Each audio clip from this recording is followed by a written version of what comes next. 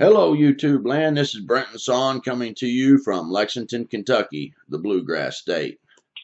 Today we have a special guest. This guy I've been talking to for a while, and he's got a superb YouTube channel that I guarantee you is going to be one of the top YouTube channels in the horror and the cryptid genre. At some point, you watch and see. The production quality is just spectacular. He used to be a radio guy, and his videos are just phenomenal. You've got to go check this guy's channel out, and I know you will after you hear him. And anyway, it's Dark Waters, and the YouTube channel is just fascinating to listen to. And anyway, we were talking about him coming on a couple weeks ago. And he went on Vic's show, Vic Condiff with Dogman Radio, and he said, "I have a story coming up that I think we should do." And I said, "All right, man, that'd be great. Just let me know." Well, I got the email and I watched his first episode, and oh my goodness, the best Dogman story ever, hands down. No one can touch it. There's not anything. I've never heard nothing like this. Hello, Dark Waters. How you doing, bud? Hey, Brenton, how are you today? I'm doing great, man. If you want to, you kind of give us a little bit of a background, a brief bio on yourself, and then we'll get into your story you got. Sure. I'm born and raised in New Orleans, Louisiana.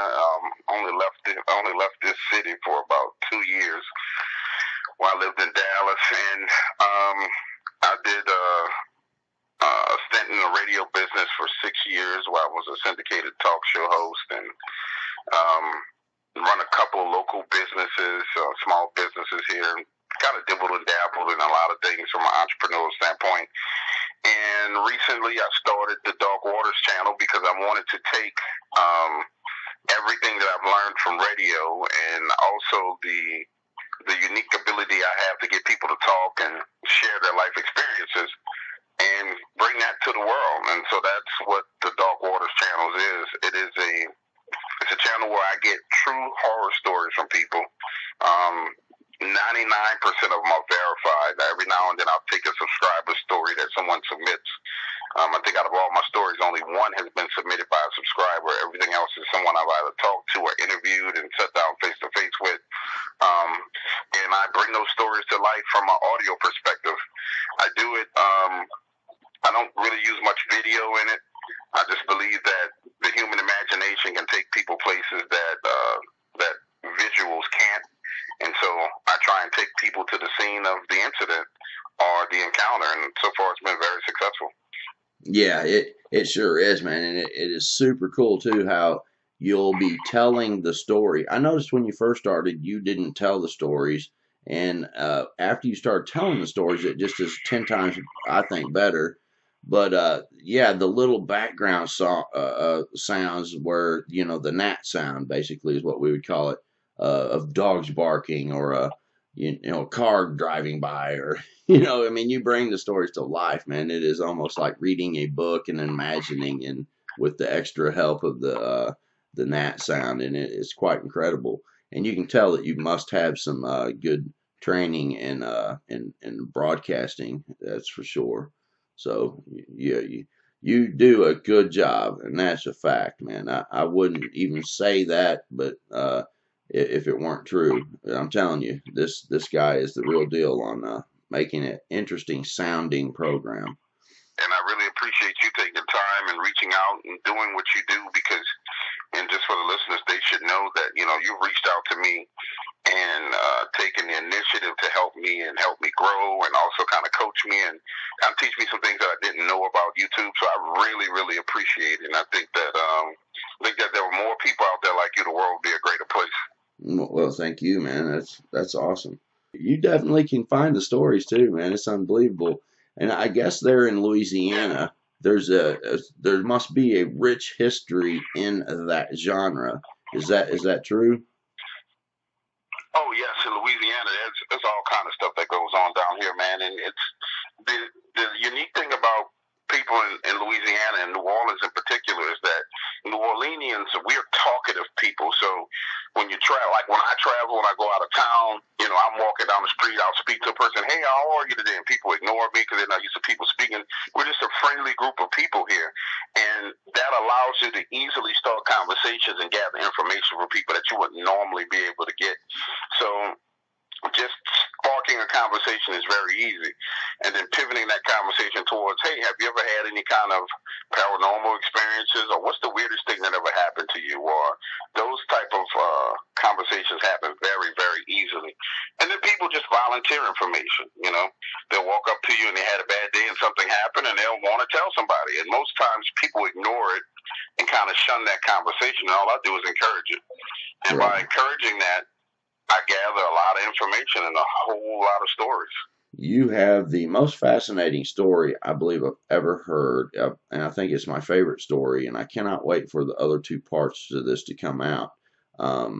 Could you kind of take us through what you are able to tell us at this time about this particular Dogman story that you've come across? Sure, and I'll take you all the way, guys, back from the beginning and walk you quickly through how we got to where we are today. Initially, I got a story submitted to me by a guy who was an Army Ranger. It wasn't submitted. I actually ran into him in a cigar shop, and it was one of those times where you just spark a conversation, and I took him up on it. He talked about running into a Dogman on Bayou Sauvage Wildlife Refuge in New Orleans East. And that was my first introduction into Dogman. I didn't know what it was. You know, I was like, okay, there's some kind of werewolf out in the woods. And all right, I really didn't believe the guy, but I recreated the story. And then I started getting other encounters that came in. And it led up to the point to where a friend of mine named David Dunbar introduced me to a gentleman named Skip, who works in Mississippi. He works for a power company in northern Mississippi, and there are two power companies in Mississippi. And Skip shared his encounter when he was in a bucket truck and he was surrounded by these Dogmen. And so he made an offer. He said, hey, why don't you come up to Oxford, Mississippi and hang out with me and we'll talk about it and I'll drive you around and I'll show you where everything happened.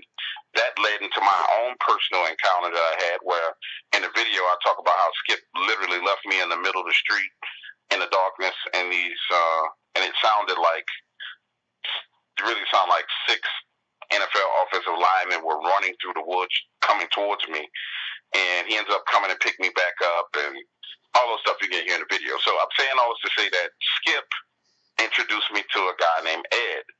Ed is the start of this particular Dogman story, which I've named Dogman Siege on Lockett Ranch. And Ed's family is from the area of Taylor, Mississippi. Now, there's a lot of details I have to leave out because I did sign an NDA, a non-disclosure agreement, to not disclose his actual real name and never to disclose the actual true location of the property, because there's still a lot of activity of these creatures on that property. And so Ed and I meet up outside of Taylor, and we sit down and we talk, and he starts going through his family history, which dated back all the way to the 1800s, and how his family was able to acquire land from the Chickasaw Indian tribes, and how these Dogmen actually attacked their home. It wasn't an unprovoked attack. They actually started doing some logging work in the area.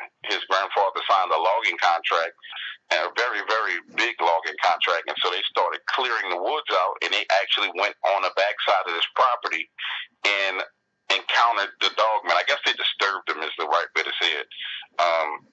And to give some history of their property, so their property lies in the heart of the Chickasaw Indian tribal nation. This is where their homeland was. This was the heart of their homeland. And as they go through clearing the trees, going deeper and deeper into this wooded area, his grandfather, which was Ed Sr., then his father was Ed Jr., and then there's Ed III. His grandfather and his best friend go out and they go hunting because these are new areas that they've never been able to get to.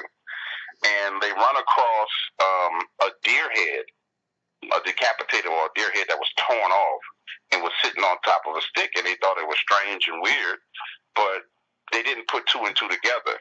So they go out and they do that. That night, these Dogmen track them back to their home. And we're talking about they were 7 to 8 miles deep into this wooded area. So the dogmen tracked them back to their home.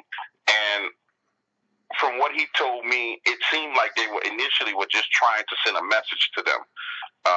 It didn't, they weren't literally breaking into the house. He said it seemed like they were sending their family a message. Now, all and what year was this? Before what year was this? So because it kind of helps to visualize it. This was in the 50s, wasn't it? This is in 1948. 48. Okay, I'm sorry. Continue. So All right. Yeah, this is happening in 1948, and so, and keep in mind, Ed is 12 and a half years old when all this is happening. So he's just recalling these events as from when he was a 12-year-old boy, and so these dogmen attacked the house, and multiple dogmen attacked the house, not just one, and then there's this large howling sound that he described, and he described the howling sound so loud that it was above the sound of the growling and grunting that was outside, and they stop attacking the house. The next day, they go out and they discover that one of their hogs had been smashed against the side of the house. Like, it took it and just beat it against the walls of the house. And so they take a group of loggers out. I think it was like 32 or 34 loggers, and they go out into the woods looking for these animals. And that only provokes them even more. But they found their home. They found the nest, which he described as kind of like someone had built someone had dug a hole in the ground, but the entrance to the hole was disguised where there were kind of broken tree limbs and tree branches, kind of like an entranceway that led into the ground. They didn't go into it, but they found 5 of these nests. Maybe it was 4, but I think it was 5 of these nests. So these things were dug in? So these things were actually dug into the ground and then piled stuff up over it, kind of? Dug into the ground and piled stuff up over it where there was an opening where it's like it burrowed into the ground, but it was an opening where it was, I guess it was a cover for it, is how he described it. Yeah. And he went with these guys as 12 years old. He's out there in the woods with them. And it was kind of a covering for it, or entranceway is more the way he described it. Wow. And that really provoked them because I guess they found the home of these creatures. And that started an incident where people came up missing. And, overall, what I've read and what I've heard, what I've heard is that these dogmen, there have been very few encounters where these dogmen have actually killed people. But basically, what I've learned from Ed is that, no, these things are killers. And not only do they kill people, but they're so efficient at killing that when it's done, there's nothing remaining. So they don't leave anything. He described how intelligent these creatures are to the point to where they strategically, and this is going to come out in the next video, they strategically attacked the farm. It wasn't like a wild attack, coming from all angles. It was testing the front door, turning the knob on the back door, walking on the roof, distraction techniques that they used, things that he said was so strategic and frightening that he realized that these creatures were just as smart as human beings or even smarter. And he talked about the agility of them, how quick they were, how fast they were. And in the first video, on the first story, Ed himself saw the leader or the alpha male of this pack, because it is a pack of these dogmen. And these dogmen are the wolf type with the wolf head, who stand on their hind legs, looks like a dog walking on his hind legs. And he describes this 10-foot tall gray wolf that when he was coming out of the back door of his house coming out of the back door of the house to bring his father some matches that was standing in the cornfield. And it's standing in the cornfield looking away from him. His dog Charlie comes out of the house, which they had 4 dogs on the property. Charlie comes running out of the house, I guess, because Charlie sensed this creature and starts to growl, and it draws the creature's attention, and it steps out of the cornfields and shows itself. And that was another resounding thing from the interview with him, was that these creatures are, the true word to say is, we use the terminology alpha male, the dominant type person, the dominant type personalities. These creatures are dominant. So where any other animal would turn and run from humans, these creatures let you know that they're there and that they're not afraid of you. And so that particular, the gray one is what they called it, or what he called it. The gray one steps out. His dad pulls him in the house firing his shotgun, and he leaves the dog outside, and the dog is killed. And they hear the dog dying, and simultaneously they had men who were loggers who were staying in the barn that night, and those loggers were being attacked. So the next morning they find the dog torn to shred to bits on the backside of the cornfield. 5 of those loggers actually leave and say, "What the hell with this? We're getting the hell out of here." And that starts the descent of them coming to the point where they're going to leave the property and get away from it. Ed Sr., the grandfather, eventually leaves, but he leaves with the thought in mind that he wants to come back and take his property back. And he actually does start a battle with these dogmen. And then, he builds traps, various types of guns, and all kind of crazy stuff happens in the story. One piece of the story that's going to come out, and it'll be at the beginning of this next story, part 2, is, and I didn't talk about a couple of other characters. He has a best friend named Barnabas, and Barnabas went and found some of the elders of the Chickasaw Nation and went to inquire with them about these creatures. And what he found out was that the actual land, and that's how they found out that the land that their property was on was the heart of the Chickasaw Nation, and that they knew about these creatures, that they had encountered these creatures over and over and over again, and the only way they were able to defend themselves from these creatures were to instigate a fight between them, and they called them the Giants, which we call Bigfoot, but they called them the Giants. So the only way they were able to defend themselves from these creatures were to instigate a fight between them and the Giants. And that drew the attention from their tribe to the Giants, which were the Bigfoot. And eventually the Bigfoot and Dogmen, they hunted the game in the area so much that there was no food for them. So they had to leave the heartland of their nation and move southward to get away from both these type of creatures. Now, he didn't ever say anything about the Bigfoot attacking them, but they had to leave that area. So that land that they left, which Ed described as being cursed, is where the property is.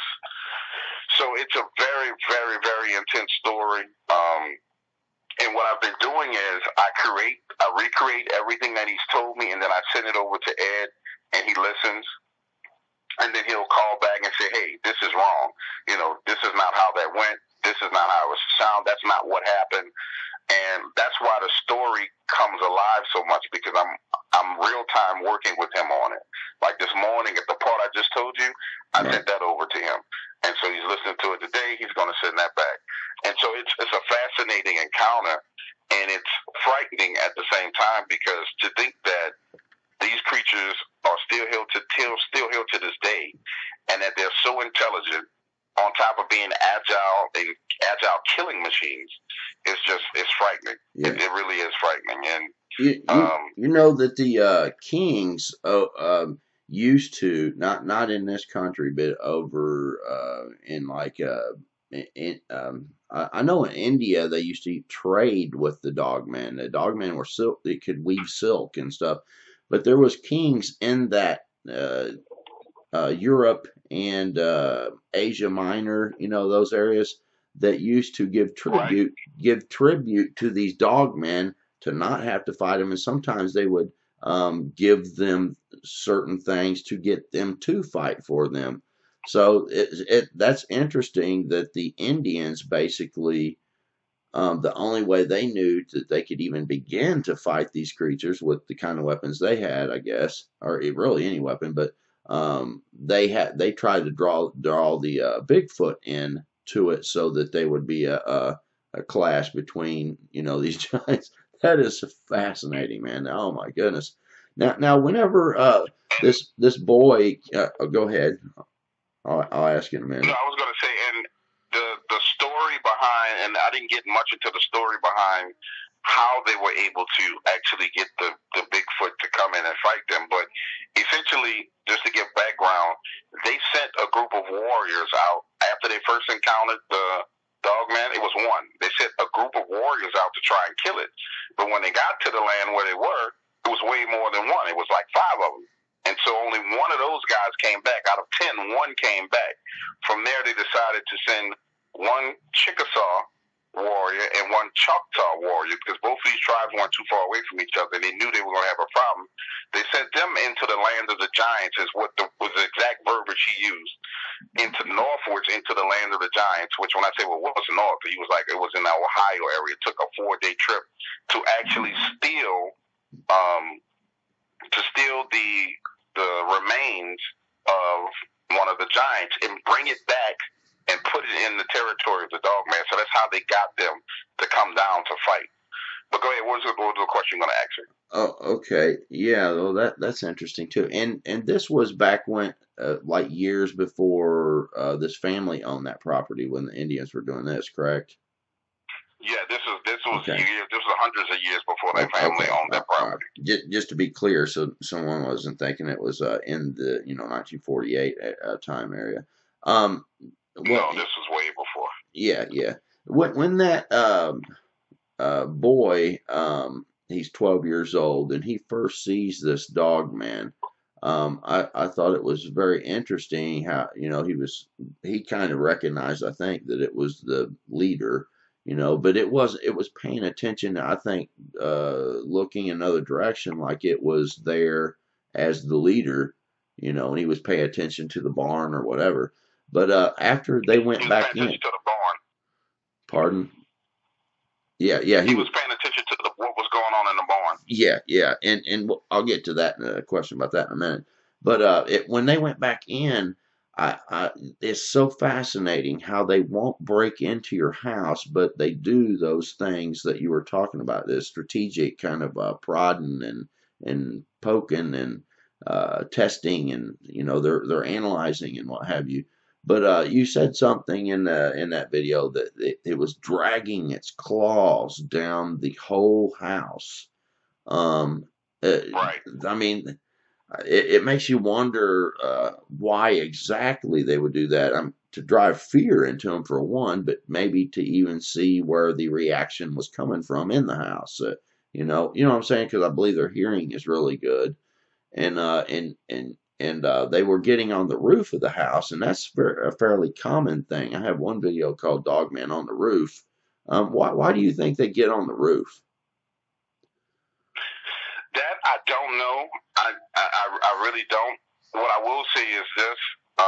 The common theme from every encounter that I have received from people who have had encounters with these creatures is that they are masters of intimidation. And the initial encounter, that very first night when his grandmother was there and Ed was in the attic with his grandmother, I believe that initial encounter was just a sheer form of trying to intimidate them and get them to leave.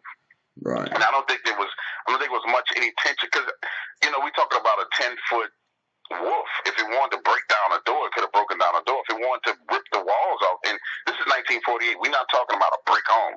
If it wanted to rip the boards off the side of the house and come in, it could have done that. Now, it didn't. And they didn't. So I believe that was the intentions, was to run them off. Right. And now it escalated to, the intentions were no longer to run you off. The intentions were to kill you. Right. And that's when people started coming up missing. So I just think that these things are masters of intimidation. That's one thing that you can say that's one thing that's an animalistic instinct. Yeah. There's a reason why a lion roars, Right. Does it have to? No, but there's a reason why that lion roars. It's a form of intimidation. Right. And, there's a reason why bears growl. So you take that animalistic nature and then you add a certain level of intelligence to it, and I think that you just have a deadly mix. Right. And it's something that we as humans are not prepared to deal with. I don't think we'll ever be prepared to deal with that. We are supposed to be the alpha species on this planet, right? Right. And our intelligence is what's supposed to set us apart from animals. Right. But once you meet something that's just as intelligent as you, then you have a major problem on your hands. Yeah. I thought it was kind of fascinating too on what they did to intimidate the people in the barn, because they were on the roof of the barn too. Did he ever tell you whether that was a one story or a two story, kind of like a really tall barn, or what? Did he ever say anything about that, or like how It tall? was it was actually a 2-story barn. It was a red barn, 2-story barn where there's an upper loft. So I went 2-story. By 2-story, I mean there was an upper loft to the barn. Right. And what actually happened was they threw a decapitated deer carcass into pretty much a fresh kill into the barn to where the body fell in the barn, still kicking and squirming and blood squirting everywhere. Which, man, that is, and that's the thing about these creatures that it kind of confuses me. Like, it's almost something that a person would do if they wanted to terrify you. You know, it's insane, and that just goes. It just speaks for the intelligence of them, I believe. Yeah. And every encounter that I've heard, whether it be from your channel or from Vic's channel, each encounter shows the amount of intelligence that these creatures have, and the sheer aggression that they have as well. And the sheer strength. I mean, this thing killed the deer just to do this. So, and the deer was so fresh killed that when they dropped it in, you said that the legs was twitching still, and there was blood squirting out of the neck because it was headless. But just to think about that, it's like, okay, I'm going to intimidate these people in the barn. It runs out there, kills a deer, and is able to get on this 2-story barn, or with the loft. I don't know how far it was to get up onto it, but it had to jump up there with a deer. That's amazing. It had to jump up there with the deer. Yep. Had to jump up there with the deer. And here's the other freaky thing that comes out in this will probably be in part 3.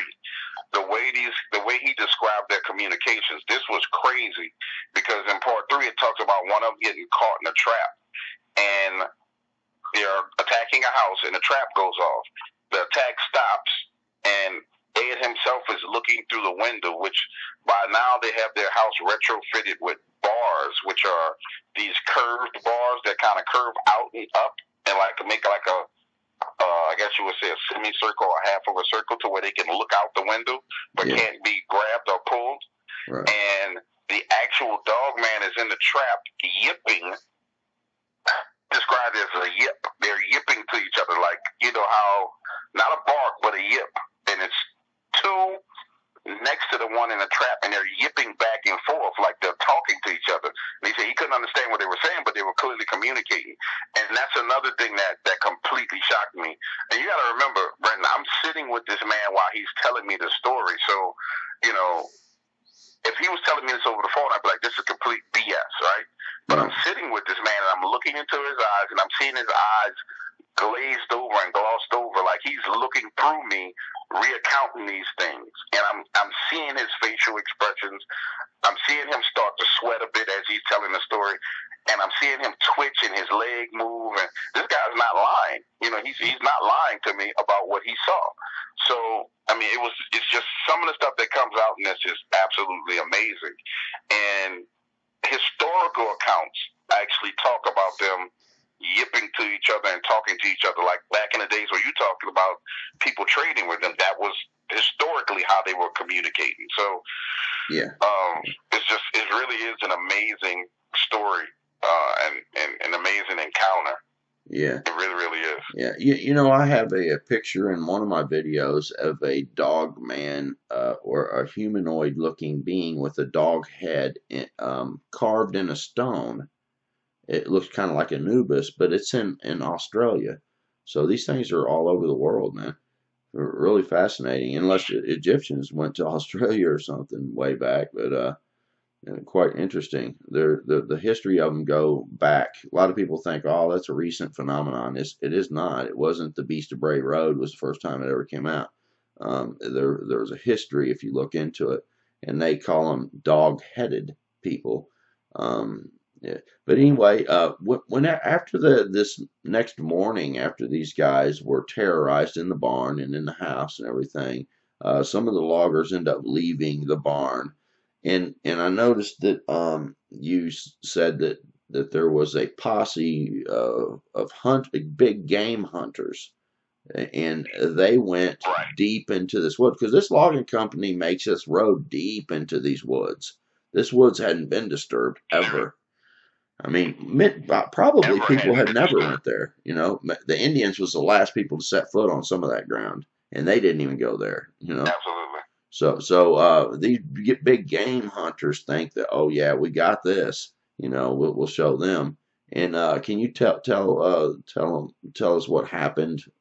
How many game hunters was it? It was like 12 or something. It was 8 of them. It was 8 of them. Now I'll give you even more inside baseball on that because this won't break the NDA, and that's something that I didn't say. I just left it out. All right. The word that he told, the way he described it was big game hunters, but when he elaborated on it, it was he called it, when he started elaborating, he called it a secret society of hunters, which I didn't dig more into it because I never thought that there was a secret society of hunters. I was like, what the hell is that? But afterwards, after I rendered that video and posted, I said, well, let me see if there really are a secret society of hunters. And there are several that have been around since the 1800s. So it was a group of men who, probably essentially the equivalent of Masons who hunt, right? Or some type of masonry type group of men who hunted. But anyway, it was 8 of them. Those 8 went out into the woods with the intentions, in the story I said, with the intentions of spending the night. And they went deep out there and started camping, and they were going to hunt these animals. And the leader of the group, according to him, did not heed the warnings, and didn't believe him that these creatures were so big and agile, mobile. And at 5 o'clock in the morning, he said only one of them came back beating on the door, and he was speaking in a tone that wasn't coherent, like he had seen something that a human being should never see. In the story, I'll go into the ramifications of that, because you have to realize that 7 plus 1, because there was 1 logger earlier, so that's 8 people who ended up missing on that property. And there were ramifications and problems due to that I didn't touch on, and I'm going to touch on that in part 3 of the story, because that's 8 people that came up missing on this one piece of property. And that was a problem for the family as well. Yeah, and I would imagine if this was a secret society of hunters, then if they were Masons or something like that, then they were prominent people in the society. If you have 7 people of prominence come up missing on your property, there's going to be some serious issues for you and your family. It turned out to be some real issues for them. And the thing about it, the most interesting thing about it, and I'm going to have a conversation with him. I'm trying to get him to tell me more about the actual name of the society, because he didn't say it. Right. He didn't tell me the name. He just said a secret society of hunters. I'm going to try to get him to give me some more information, but you have to understand, you talk about 1948, we're talking about a time frame where, the world was a different place then. Right. And, these things were, a man coming up missing was something, several men coming up missing was something that had to be attended to and had to be looked into. So the only other thing I can think, the only other thing I can maybe think that what was is that a secret society of hunters that may have been a group of people who actually hunt those kind of creatures, and it just is not like publicized about, you know what I'm saying? Because there are some people that do hunt dogmen or Bigfoot and things like that, or these cryptids that become problems. Nowadays, there's groups that do that, and they're secretive, because I know that there's been cases where there's a special forces that come in to an area after some disappearances, and they won't communicate what they're doing there, but they'll be armed and things like that, and they'll go out into the woods for a period of time, and they'll leave, and then the story kind of blows over like there's been a cover up or something. But I just kind of wonder if they were big game secret society kind of hunters that were called for special supernatural, paranormal, crazy kind of stories, that would come up once in a while. especially in those kind of areas. You know what I'm saying? Well, that's something I will dig into more with him tomorrow when I speak with him, and I'll try and pull a bit more information out of him about that and include it Yeah, in the final part. But that was, to me, that was, that's the human aspect of it is the most interesting aspect of the story, because we're talking about a family. We're talking about a family of entire family. right. Ed Senior and his wife, Ed Junior, the kid, Mr. David, which was a foreman, his best friend Barnabas. We're talking about an entire family, an entire area, because it didn't just affect this family. These people were loggers who actually were from the area who came in to work. So these animals affected multiple families. Right. And so the human aspect of the story is something that's striking, because somebody's dad didn't come home, Yeah, yeah, for because real. he went out in the woods looking for a dog man. Someone's father didn't come home. So Right. um, Yeah, that's just another side of the story that I don't think people really consider, because we get caught up in the actual side about the creature itself, but the human side of it is something that's just insane. yeah, How do you tell your son, what happened to my dad? Well, he got ate by a werewolf. How do you explain that to your kid? yeah, right. Yeah, that is pretty bad, man. That it really is just it's unbelievable kind of stuff, and it's the kind of thing that has to be covered up.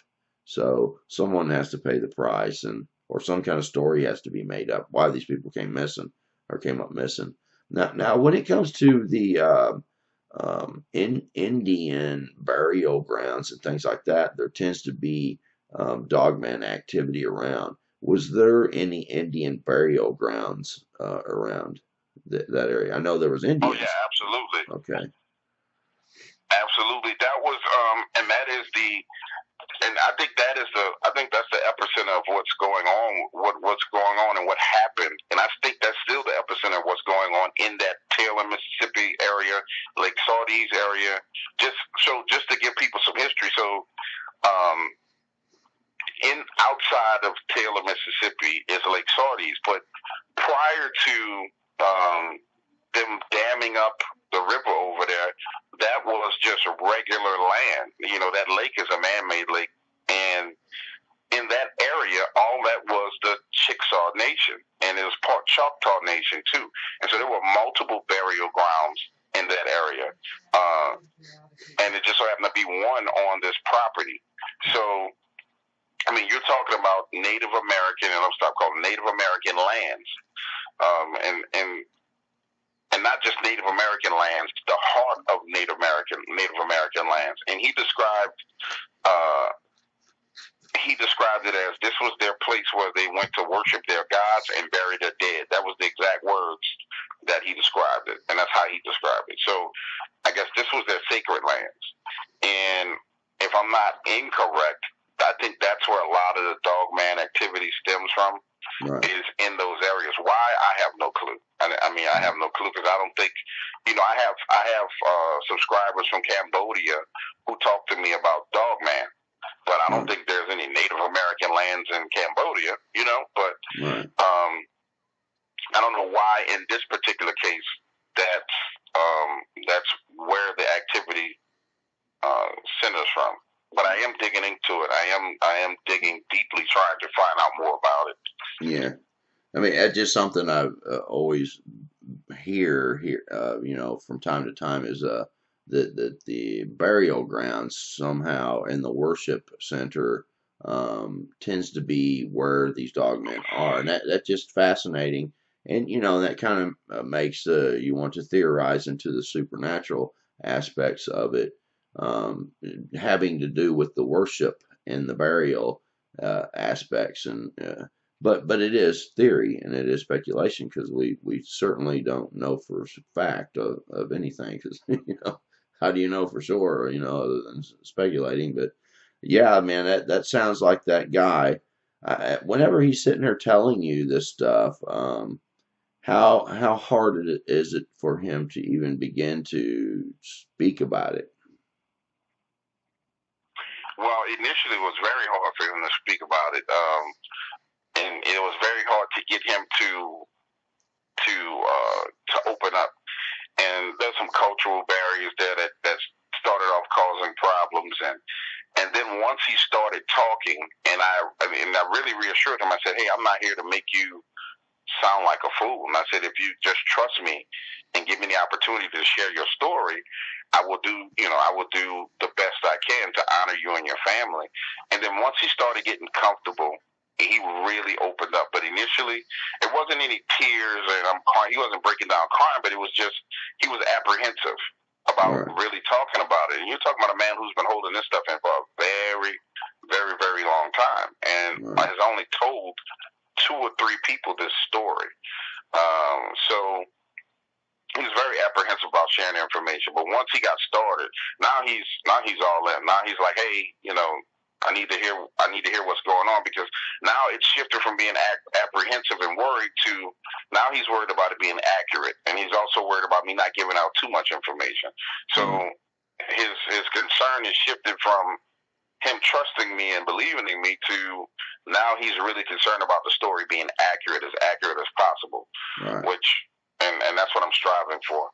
Wow, dude, you really come across a fascinating situation there.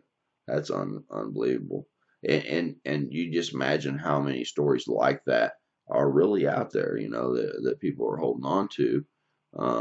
For one, it's traumatizing. For two, people will call you crazy. So this is a unique opportunity for him to be able to get it off his chest and be able to let people know. And so you're doing a tremendous service to this guy.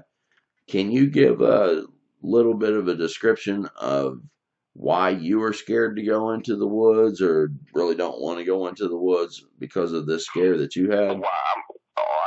I can tell you exactly why I'm scared to go in the woods. Yeah, all right. And I can go in detail. I can go into great detail on that. All right.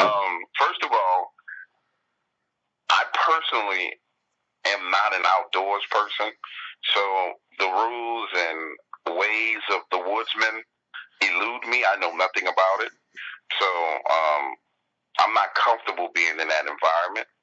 But also, prior to having my own encounter where multiple of these creatures, and I believe it was these exact creatures, were running towards me, I would venture into the woods with someone if I had a gun. I would say, okay, I'll go with you.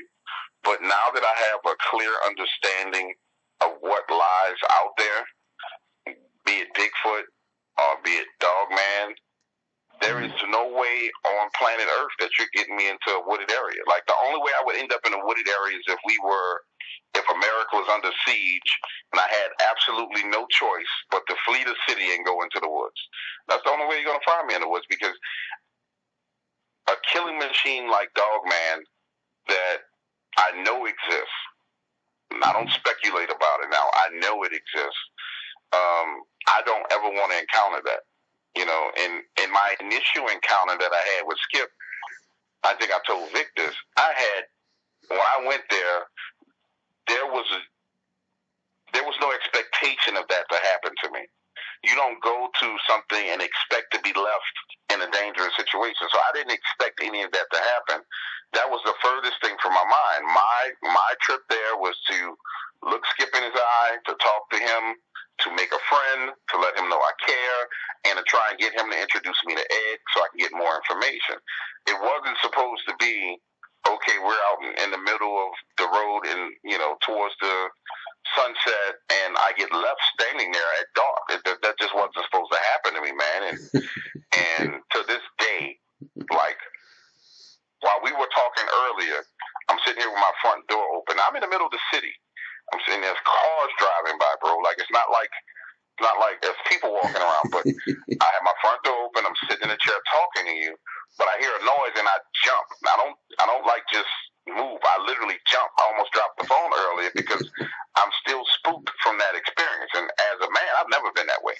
Right. I have absolutely never been jumpy or jittery. So, like, to this day, I'm still spooked from that. So, no, I'm not going in the woods. Yeah. I'll go fishing on a boat where I drive through in the water in a wooded area or something. But to step foot in the woods is just not happening. That's not happening. Right. So basically, so we can keep this down to around an hour. This guy had a Dogman encounter that you were with, and he took you in the truck out to this particular location, and you all get out of the truck, and he knows that these things are approaching, and he's saying, "Get in, get in." Is that correct? That's a miser. Essentially, we took a trip, and he was giving me a tour of the area, and he was talking about the activity in the area. Right. And as we're riding around, he's pointing out family properties that are currently having experiences with Dogmen, and he takes me to the spot where he was in his bucket truck when he had his experience. Oh, okay. And we pull up on the side of the road, and we're just out in the street ahead of the car, and the lights are still on. The lights on the car, and it's just right before it gets dark. Like the sun is setting behind the trees, which, again, me not being a woodsman and not really being outdoors, being a city boy, I didn't realize how quick that sun set behind those trees and how quick it would get dark.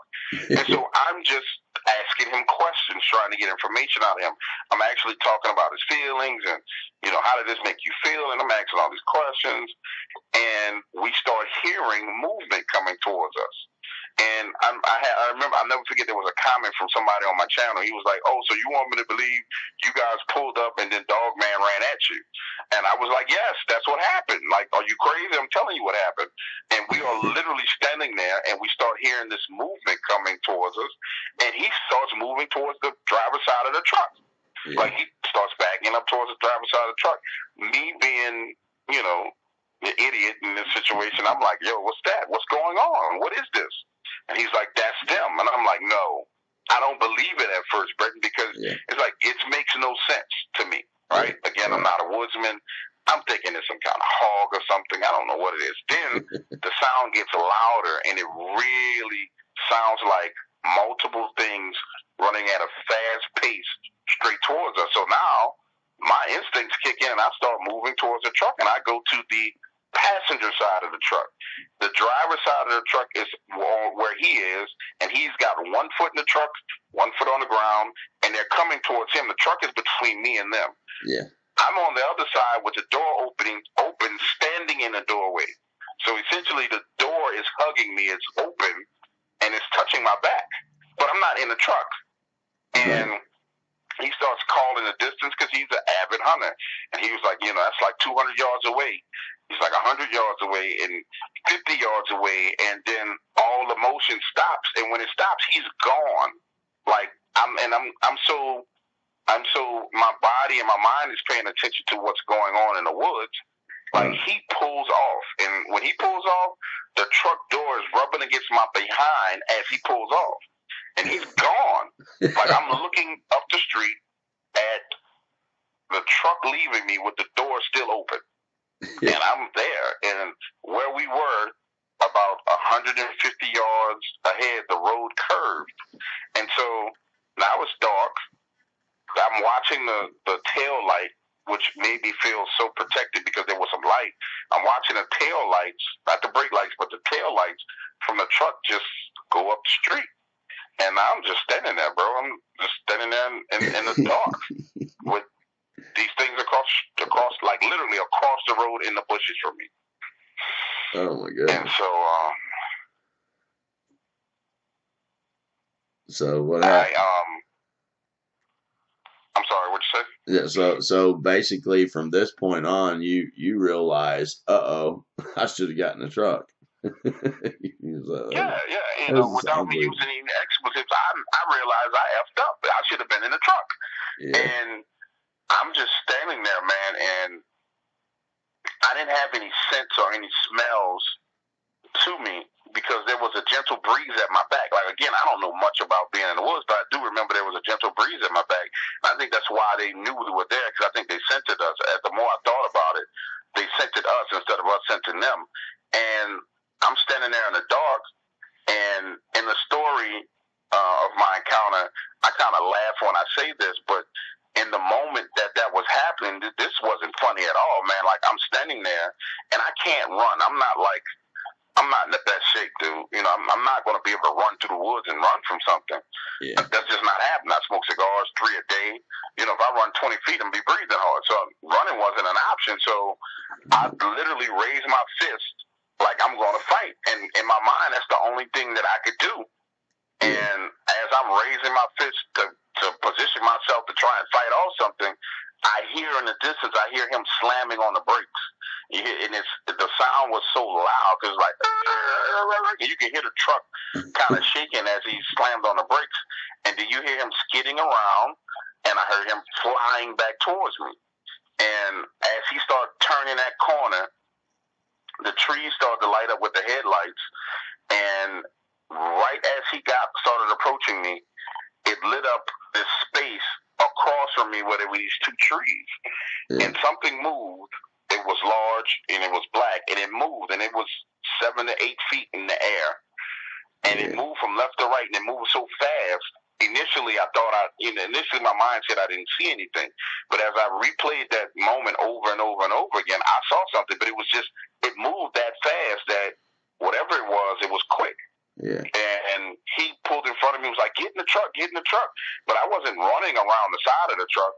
So I jumped in the bed of the truck. I just literally hopped as high as I could and got in the bed of the truck. And he pulled off. And he and I had it out over that. Once we stopped and I got in the front, oh, man, I gave it to him. Yeah. Because, you know, I was like, dude, you left me. And when I say I gave it to him, man, that was going to be a fight. But when I looked in his eyes and I saw the fear in his eyes, and then I saw him tearing up, he was like, I would have never left you. I didn't leave you on purpose. I thought you were in the truck. And this is a grown man. He's ready to cry. I'm damn near in tears, damn near crying because I'm scared out of my mind. And so I decided to let it go because like, nah, this dude wasn't going to leave me. You know, that wasn't his intention. Yeah. And, you know, that was very, very, very frightening to me. And when I tell you, I live in a city, I live in a city to where if you spit, you're going to spit on your neighbor's house. Yeah. And when I go out to take out the trash, I'm looking for Dogman. And that's because of what I heard. I didn't hear a howling, anything like that, but the sound of those things coming towards me was something I never heard before.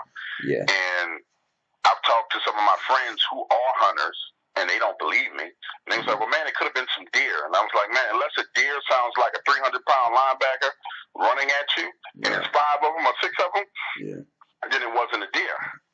Yeah. And I said, unless a deer can close the distance that fast to where you hear a faint sound and it gets louder and louder and louder, and then it's right up on you within, 45 seconds, no more than a minute.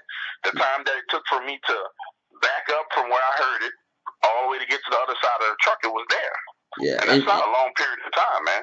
Right. And you know what? No more than 10 to 12 steps. Yeah. It's interesting, too, because I know that those things are able to move through the woods and you not hear them. Even being as big as they are, they can sneak up and be within 3 feet of you if it's dark, and they can sniff you and you won't even know. Because I know, like with Scott Carpenter, he caught a picture. He had a camera on his shoulder that points backwards, and there was one right there, 3 feet behind him. So they can be very, very quiet. So when they're coming at you and they're making that not much noise, they're doing that on purpose for the intimidation factor. I interviewed Kurt Stokes, and he had an encounter here in Kentucky at Taylorsville Lake, I think it was. And he said it was like a bulldozer coming through the woods.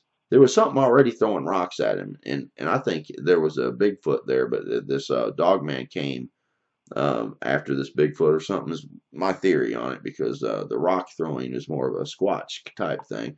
But anyway, he said it was like a bulldozer. It was just it sounded like something huge just crashing through.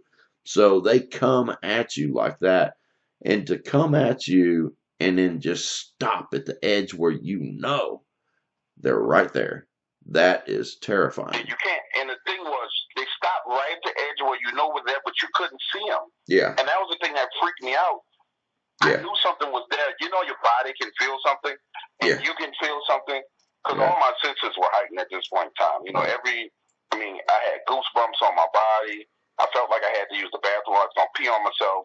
Everything about my body was heightened. Right. And I knew something was there, but I could not see it. And that's what really freaked me out, was that I couldn't see what was there. And it was like, okay, if you're going to get me, at least let me see what's going to get me. And what I felt like was, whatever it was, if it was going to get me, it would happen so fast that there was nothing I could do. Right. Because the speed at which they moved and the sound at which they were moving with, there was nothing I could do to defend myself from that. I mean, that is a total helpless feeling. Yeah. I mean, for me, there's never been a time where I felt completely and utterly helpless. Right.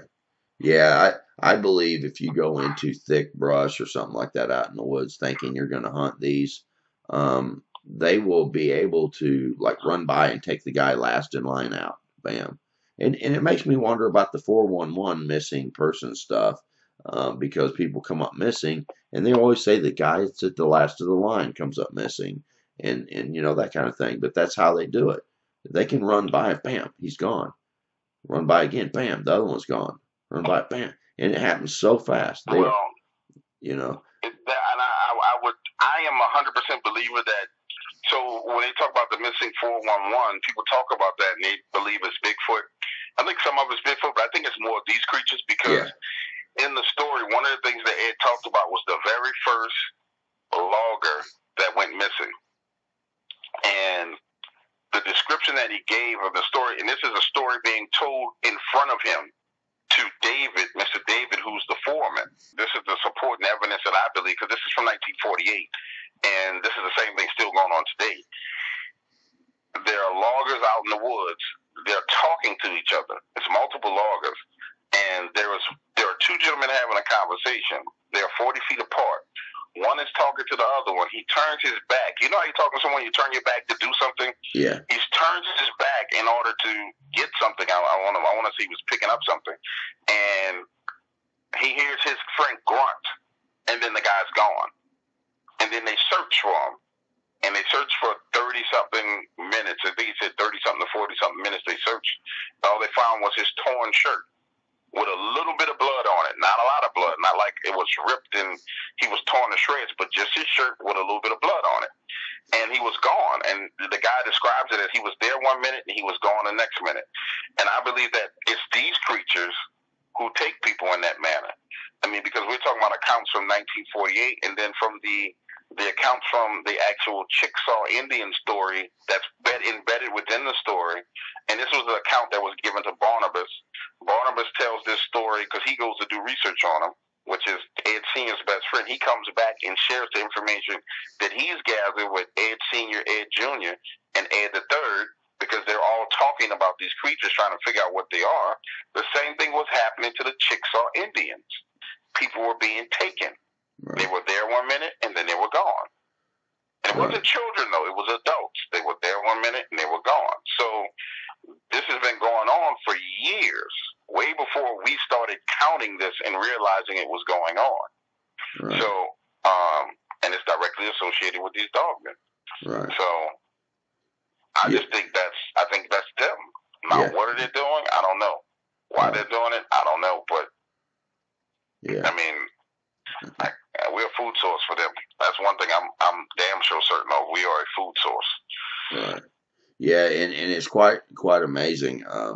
Because just like we were talking about the barn incident, there had to have been a dog man go snag a deer and bring it and get up on that barn and throw it just for that purpose. You know, it wasn't getting it to eat it.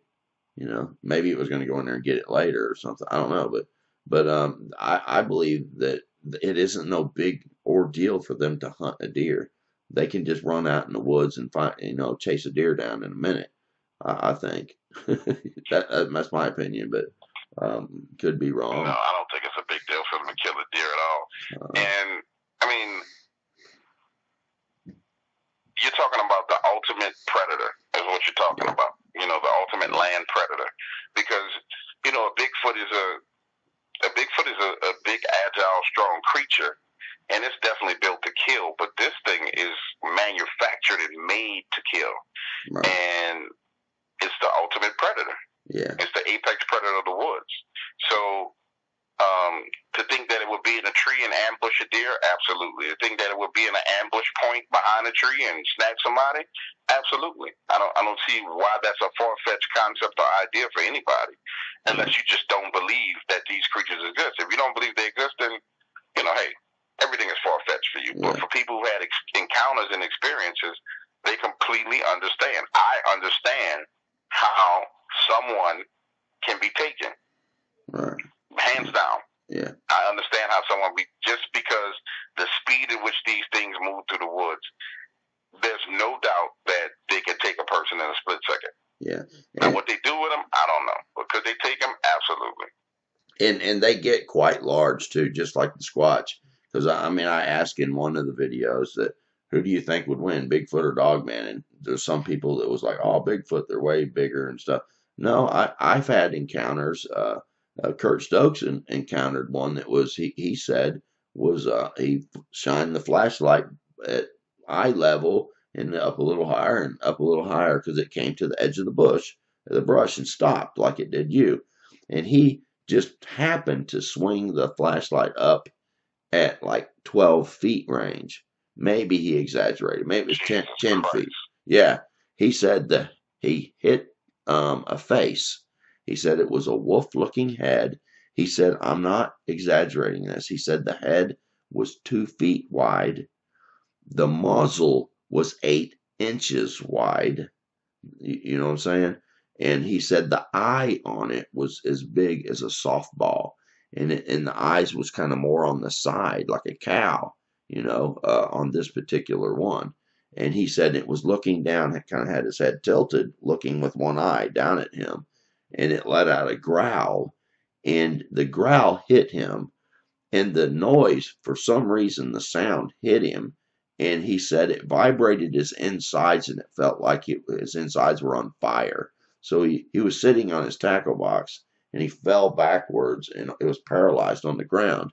And his 5 buddies that he had with him fishing all took off running and left him there on the ground, and he thought, oh my goodness. I'm fixing to die. This thing is going to eat me. And he finally comes, to kind of was able to move. And he gets up and runs. And he gets back to the truck, and which was about 100 yards away. And he was mad. He's like, why did you all leave me? But, there's nobody that's going to stay there. I don't care how good a friend. I don't care if you're my mother. You know what I'm saying? When you see something like that, you're running. It's an instinct. Maybe you would just eat me first, or, I don't know. But I see most anyone running if they can, and, or being frozen fear. But so that anyway, they get really huge. There's only 2 options. Yeah, they get really huge. And the one that was in the corn that your guy, the 12-year-old boy saw, if the corn was turning, and was drying up and everything, and it was towering up above the corn, you're talking about 8-9 foot or more. You're talking about a huge creature. The alpha males are big, and I just think if a Bigfoot and a Dogman were to fight and they're anywhere near the same size, the Dogman, I believe, with the claws that they have and what have you, and the canines, it'd be interesting. You know what I mean? For real. Yeah, I would pay for a ticket to watch that from on a drone or something. I wouldn't want to be anywhere near. Yeah. Maybe we could watch it infrared on a drone or something, camera, a screen with a drone flying over. But I don't want to be anywhere near nothing like that, man. Yeah. That's insane. And that's another thing that this is how I know that we have too much technology today. For example, we can fly drones over the border and spot drug smugglers, right? Right. Infrared cameras on a drone to spot drug smugglers, and there's been evidence where they spotted Bigfoot as well, right? Right. So I know that there's a certain segment of our governmental agencies who know about these things. Yeah. And I honestly, after what I've learned, it probably is wise that they send tactical teams out to kill these creatures as opposed to just telling everybody about it, so every crazy person would run into the woods with a gun. Yes. Because it would be a bloodbath. It really would be. It would be a bloodbath. So yeah. I'm not really one that's a rah-rah, hoorah government guy, but in this case, Yeah, if they send tactical teams out to deal with this, that's a great thing, because that's what needs to go deal with these creatures. Yeah. Because average Joe does not need to be running around in the woods trying to hunt this thing.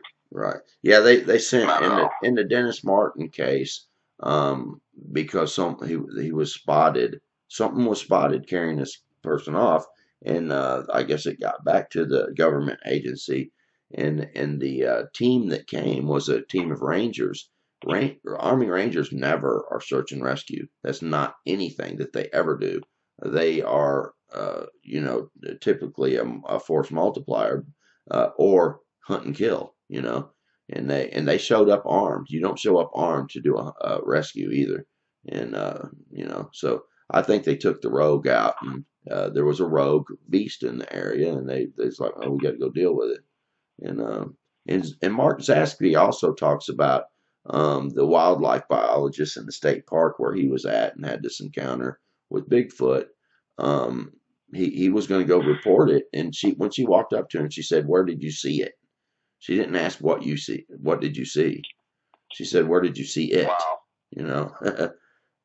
So anyway, it's a fascinating subject, and we'll have to have you back on after you have the other 2 episodes. Would you be willing to do that? Oh, absolutely. All right. Absolutely. I'll be back for it. All right, man. And if you want to, go ahead and plug your channel. Well, it's the Dark Waters channel. If you go to YouTube and you actually search Dark Waters with an S channel, it'll pop up. It has a green logo with a line on it that says Dark and then H2O, and you'll find all kind of stories there. Not only do I do Dogman and Bigfoot, but real true horror stories that are primarily located in the southeastern region of the United States, because that's, as far as I really care to travel to verify stories. So, I mean, and when I say the horror stories are terrifying, my stories really are terrifying. I really do listen to other people's stories to see if they're really scary. When I listen to them, I'm like, oh, okay, this is not scary, but my stories really are horrifying, because it truly is someone's encounter. And my process of creating a story or recreating a story, is the proper word to use, is I sit and take the notes and ask the questions, and then I go back and I actually do my best to narrate it. Before that story comes out, I talk to the person, let them hear it, and then they verify, okay, this is what happened to me. And then from there, I release it. And in some cases, when there's someone who actually wants to tell their own story, then I'll let them do it. And that's something I'm going to do a little bit more of. So these are all true horror stories. This is not creepypasta. I'm not sitting at a desk making this up. These are stories that happen to people. And truth is way more frightening than fiction. So, and that's what you'll experience on my channel. Right. Yes, and it's certainly worth going and seeing. It's a very good channel. I will put your channel in the drop-down menu. You can click on the top right of the screen. You'll see, or hover your mouse, and you'll see a little dot pop up with it's a round white dot, basically. Click that. It'll give you a drop-down menu. You'll find some of his videos I'll put in there, and we'll also put his channel, so you can just go to his channel and check it out. And if you have trouble finding that little dot from the screen, I'll put a link to his channel in the description. Well, I really appreciate you coming on today, Mr. Dark Waters, and we'll have you back, man. All right, thank you so much, and I'll be happy to come back. All right, thank you, buddy. We'll talk to you later. And all you out there in YouTube land, please go subscribe to his channel and check his stuff out, man. And these upcoming episodes keep getting better and better. So definitely go subscribe and comment, like his videos, share them, and all that. I know that you will. And I'll see you all on the next video. If anybody has a story out there they want to share with me, come on the show, what have you, you can always reach me at brentonson@gmail.com. God bless, and bye-bye.